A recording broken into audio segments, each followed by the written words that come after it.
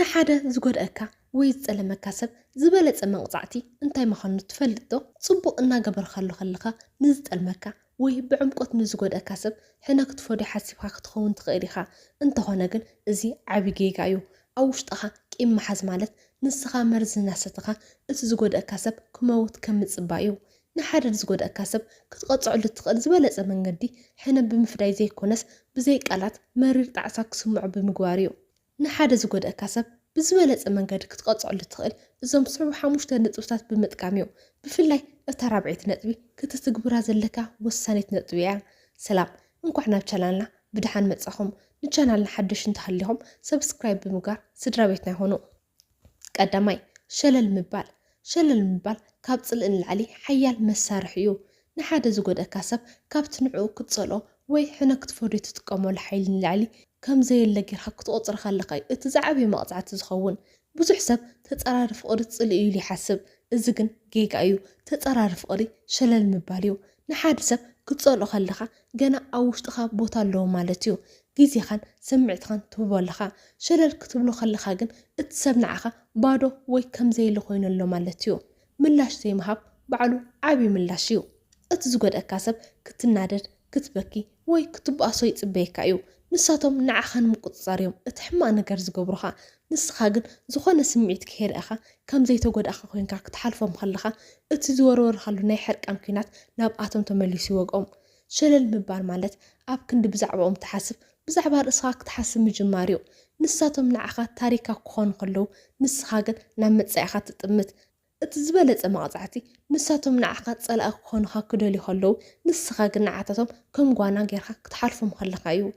ሸለል ክትብል ከለኻ ካብቲ ሰብ ነፃ ትወፅእ። ቂም መሓዝ ከቢድ ጸር እዩ። ነቲ ጸር ኣውሪድካ ንስኻ ንዓይ ዝኾነ ዋጋ ይብልኻን ዝብል ናይ ስቕታ መልእኽቲ ክተመሓላልፍ ከለኻ እቲ ዝጎድአካ ሰብ ብናይ ገዛእ ርእሱ ሕልናን ትዕቢትን ክቃጸል ይጅምር። ሸለል ምባል ማለት ኣይጸልአካን እየ ግን ደጊም ንዓይ ዋጋ ይብልኻን ምባል እዩ።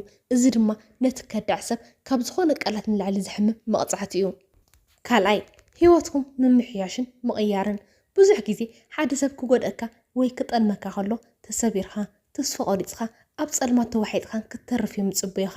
እቲ ዝበለጸን ዝሕምምን መቕጻዕቲ ግን ነቲ ንሳቶም ዝፈጠሩልካ ቃንዛ ናብ ነዳዲ ብምቕያር ካብቲ ዝነበርካዮ ንላዕሊ ብርክት ዝበለ ዓወታትን ለውጥታትን ክተመዝግብ ከለኻ እዩ። ዝበለጸ ሕነ ምፍዳይ ዓወት እዩ። ሓደ ዓብዪ ምሁር ከም ዝበሎ ዝበለጸ ሕነ ምፍዳይ ዓወት ምምዝጋብ እዩ። ንሳቶም ብዘይብኦም ክትነብር ከም ዘይትኽእል ክሓስቡ ከለዉ ንስኻ ግን ኣብ ስራሕኻ ክትዓቢ፣ ትምህርትኻ ክትውድእ ወይ ሓድሽ ንግዳዊ ስራሕ ክትጅምር ከለኻ እቲ ንዓኻ ንምውዳቕ ዝፈንዎ ጥልመት ንዓኻ መዳይቦ ዓወት ኮይኑ ከም ዘገልግለካ የርእዮም። ኣካልኻን ኣእምሮኻን ምሕዳስ። ኣብ ክንዲ ብዛዕባ እቲ ዝገበሩካ ሕማቕ ነገር እናሓሰብካ ግዜኻ ተጥፍእ። ነቲ ግዜቲ ናብ ስፖርት፣ ናብ ንባብ ወይ ሓድሽ ክእለት ንምምሃር ኣውዕሎ። ኣካላዊ ትርኢትካ ክመሓየሽ፣ ኣእምሮዊ ብስለትካ ክውስኽ፣ ከምኡውን ውሽጣዊ ሰላምካ ክምለስ ከሎ እቲ ዝጎድአካ ሰብ ኣነ ድየ ነዚ ሰብ ክጎድኦ ደልየ ኢሉ ባዕሉ ክጠራጠር ይጅምር። ተጸባይ ካብ ምዃን ተደላይ ናብ ምዃን። እቲ ሰብ ክጎድአካ ከሎ ንዓይ ይልምነን ይኸውን ወይ ብዘይ በኣይ ክሰቐይሉ ይሓስብ። ንስኻ ግን ህይወትካ ኣመሓይሽካ ብርእስኻ ደው ክትብል ከለኻ እቲ ናይ ቁፅጥር መንፈስ ይስበር። ንሳቶም ኣብቲ ዝነበሩ ድሕሪት ክተርፉ ከለዉ ንስኻ ግን ናብ ሓድሽ ደረጃ ትሰግር። ብዘይ ቃላት ዝውሃብ መልሲ ንሓደ ሰብ ተዓዊት ኣለኹ ኢልካ ክትነግሮ ኣየድልየካን እዩ። ዓወት ባዕሉ ድምፂ ኣለዎ። ህይወትካ ክትቕይር፣ ክትሕጎስ፣ ጽቡቕ ክትክደን፣ ጽቡቕ ክትነብር ክርኢኻ ከለዉ እቲ ንዓኻ ዝጎድአሉ ግዜ ንዓኻ ንምልዋጥ ከም ዝሓገዘካ ይርድኦም። እዚ ድማ ካብ ዝኾነ ቃላት ንላዕሊ ንልቦም ይወግኦም። ህይወትካ ምምሕያሽ ማለት ንስኻ ክትጎድአኒ ደሊኻ ነርካ ግን ንዓኻ ዘይኮነስ ንነብሰይ ስለ ዝፈቱ ዝበለጸ ስሪት ናይ ነብሰይ ኮይነ ኣለኹ ዝብል መልእኽቲ እዩ። እዚ እቲ ዝበለጸ መቕጻዕቲ። ሳልሳይ ንርእስኹም ካብ ካልኦት ክሕደታት ምሕላው። ሓደ ሰብ ክጎድአካ ወይ ክጠልመካ ከሎ እቲ ዝገደፈልካ ዓብዪ ስብራት ጥራይ ዘይኮነስ ዓብዪ ትምህርቲ እውን እዩ። ርእስኻ ካብ ካልኦት ክሕደታት ምሕላው ማለት ካብቲ ዝሓለፈ ተመክሮ ተማሂርካ ንመናዊ ህይወትካ ክትእቱ ከም ዘለኻ ብጥንቃቐ ምምራፅ እዩ። እዚ ድማ ነቲ ዝጎድአካ ሰብ እቲ ዝዓበየ ስዕረት እዩ። ከመይሲ ንሳቶም ንዓኻ ክሰብሩካ ይደልዮም ነይሮም። ንስኻ ግን ብሰንኩም ዝያዳ ጥቡቕን ብሉፅን ትኸውን። ቃንዛ ናብ ጥበብ ምቕያር። እቲ ዝበለጸ መቕጻዕቲ እቲ ዝወረደካ ክሕደት ከም ዘዕነወካ ዘይኮነስ ከም ዘብሰለካ ምርኣዩ። ካብሎም ምን ድሓር ንሰባት ብቀሊሉ መፍትሒ ልብኻ ከም ዘይትቦም ክፈልጡ ከለዉ እቲ ዝሓለፈ በደል ንዓኻ ናይ ጥንቃቐ መነፅር ከም ዝኾነካ ይርድኦም። እዚ ድማ ንዓኻ ሓያል ሰብ ይገብረካ። ዶብ ምግባር ርእስኻ ምሕላ ማለት ንኩሉ ሰብ ምፅላእ ማለት ኣይኮነን። ብኣንጻሩ ኣብ መንጎኻን ኣብ መንጎ ካልኦትን መስመር ምግባር ማለት እዩ። ዝኾነ ሰብ ክሳብ ክንደይ ክቐርበካ ከም ዘለዎ በዓልካ ትውስን። እቲ ዝጎድአካ ሰብ ንስኻ ካብ ቀደም ንላዕሊ ብርእስኻ ንተኣማመን ዶብካ ተኸብርን ኮንካ ክርእካ ከሎ ደጊም ክንትክፎ ዘይንኽእል ሓያል ሰብ ኮይኑ ለይሉ ካባኻ ይርሕቕ። መጠንቀቕታ ምልክታት ምልላይ እቲ ዝሓለፈ ክሕደት ንሰባት ከመይ ጌርካ ክትመዝኖም ከም ዘለካ መምሃሪ ኮይንካ ኣሎ። ሕጂ ሰባት ብቃላቶም ዘይኮነስ ብተግባሮም ክትመዝኖም ትጅምር። እዚ ድማ ንመጻኢ ካብ ዝመፁ ኣታለልቲ ሰባት ይድሕነካ። ንስኻ ብሰላም ክትነብርን ክትዕወትን ከለኻ እቲ ዝጠለመካ ሰብ ድማ ኣብቲ ናይ ጥልመት ዓለም ተሓኒቑ ክተርፍ እዩ። ንርእስኻ ቀዳምነት ምሃብ ርእስኻ ካብ ካልኦት ክሕደታት ክትሕሉ ከለኻ ንነብስኻ ተኽብር ኣለኻ።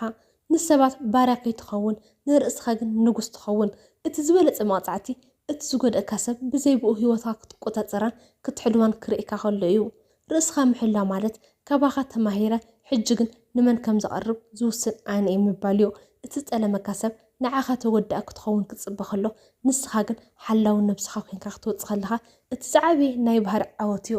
ራብዓይ ይቕረ ኢልኩም ንፈጣሪ ምሕዳግ እታ ዝዓበየትን ወሳኒትን ነጥብ እያ። ሰብ ክጎድአካ ከሎ እቲ ቀዳማይ ዝመፀካ ስምዒት ሕነ ምፍዳእ እዩ። እንተኾነ ግን እቲ ንሓቂ ስዕረት ንፀላኢካ ዘይኮነስ ንነብስኻ ካብቲ ናይ ቅምታ ሰንሰለት ሓራ ክትገብረካ ኣለካ እዩ። ይቕረ ምባል ማለት ነቲ ዝገበርኩልካ በደል ፅቡቅ ነይሩ ምባል ወይ ድማ ረሲዑ ኣለኹ ማለት ኣይኮነን። ይቕረ ምባል ማለት ካብ ሎሚ ንድሓር እቲ ንስኻ ዝፈጠርካዮ ቃንዛ ንሂወተይ ክቆፃፀራ ኣይፈቅድን ኢልካ ንነብስኻ ሓራ ምውፃእ ማለት እዩ። ነቲ ነገር ንፈጣሪ ምሕዳግ ማለት ካብ ኩሉ ዝበለፀ ናይ እምሮ ዕረፍቲ እዩ። ንነብስኻ ካብ ቤት ማእሰርቲ ምውፃእ ቂም ሒዝካ ክትነብር ከለኻ ንስኻ በዓልካ እቲ እሱር እቲ ዝጎድአካ ሰብ ድማ እቲ መፍትሒ ዝሓዘ ሓላዊካ እዩ። ብዛዕባኦም ብዝሓሰብካ ቁፅሪ ስምዒትካ ይናወፅ። ይቕረ ክትብል ከለኻ ግን ነቲ ማዕፆ ቤት ማእሰርቲ ትኸፍቶሞ እቲ ዝጎድአካ ሰብ ኣእምሮኻ ዝነበሮ ናይ ምቁፅፃር ስልጣን ይጠፍእ። ፈጣሪ ዝበለፀ ዳኛ እዩ። ንስኻ ሕነ ክትፈድግ ክትፍትን ከለኻ ኣብቲ ሕማቅ ደረጃ ናይቲ ዝጎድአካ ሰብ ትወርድ ኣለኻ። ነቲ ነገር ግን ንፈጣሪ ምስ ተሓድጎ ፍርዲ ናብቲ ኩሉ ዝፈልጥን ቁኑዕን ዝኾነ ኣምላኽ ተመሓላልፎ ኣለኻ። ፈጣሪ ንልቢ ኩሉ ሰብ ይፈልጥ እዩ። ንፅድቂ ይኹን ንኽፍኣት ድማ ኣብ ግዚኡ ግቡእ ዋግኡ ክህብ እዩ። ሕነ ምፍዳይ ናይ ኣምላኽ እዩ ከም ዝበሃል ንስኻ ካብቲ ፆር ትዓርፍ፣ ንሱ ድማ ብመንገዱ ይፈርድ። እቲ ዝበለፀ መቕፃዕቲ ሰላምካ እዩ። እቲ ዝጎድአካ ሰብ ሂወቱ ክባላሾ እዩ ክሓርቕ ኢሉ ክፅበ ከሎ ንስኻ ግን ብሰላም ክትድቅስ ክትስሕቕን ክትፅልን ክርእካ ከሎ እቲ ዝዓበየ ስዕረት ይስምዖ። ይቕረ ምባልካ ንዓታቶም ከምዘይትፈርሖምን ከምዘይተፅልኦምን የርእዮም። ፅልእ እውን ቆላሕታ ወይ ኣቓልቦ ስለ ዝኾነ ይቕረ ምባል ግን ቦታ ይብልካ ንምባል እዩ።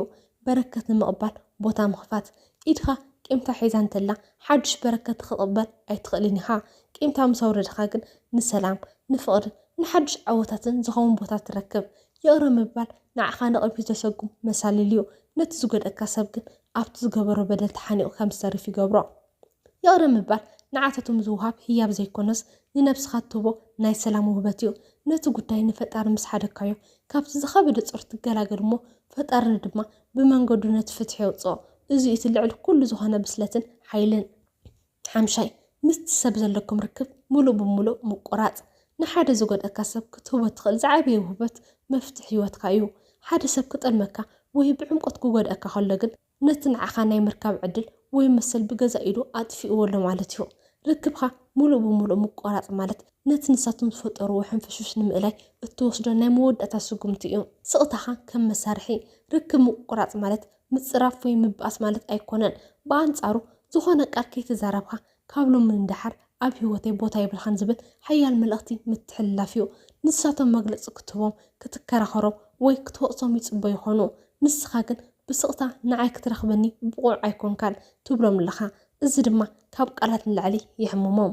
ማዕፆ ሂወትካ ምዕፃው ሓደ ሰብ ክጎድአካ ከሎ ገና ኣብ ማሕበራዊ መራኸቢታት ክከታተለካ ብሞባይል ክድውለልካ ወይ ብመንገዲ ዕሩኽ ብዛዕባካ ክሰምዕ እንተፈቒድካሉ ገና ናይ ምጉዳዕ ዕድል ትህቦ ኣለካ ማለት እዩ። ኩሉ ማዕፆታትካ ክትዓፅው ከለካ ግን እቲ ሰብ ኣብ ቅድሚ ዓብይ መንደቕ ከም ዝተገተረ ኮይኑ ይስምዖ፣ ባዶነት ይስምዖ።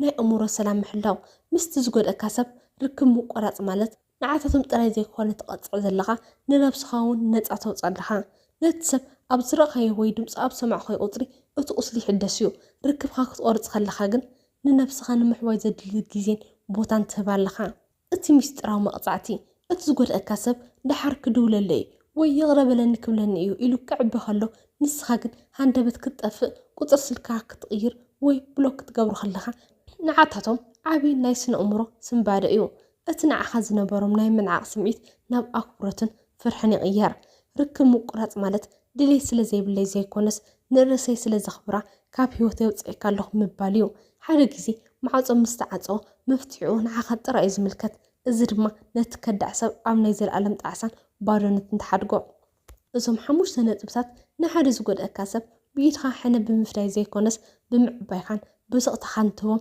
ዝዓበየ መቕፃዕትታት እዮም እቲ ቀንዲ ነገር ንሳቶም ትማል ክኾኑ ከለዉ ንስኻ ግን ሎምን ፅባሓን ምዃንካ እዩ ንሎሚ ዘዳልኹልኩም መደብ እዚ መስል ኣብ ዝቕፅል ቪድዮ ብካልእ ኣገዳሲ ኣርእስቲ ክሳብ ንራኸብ ሰላም ፅንሑ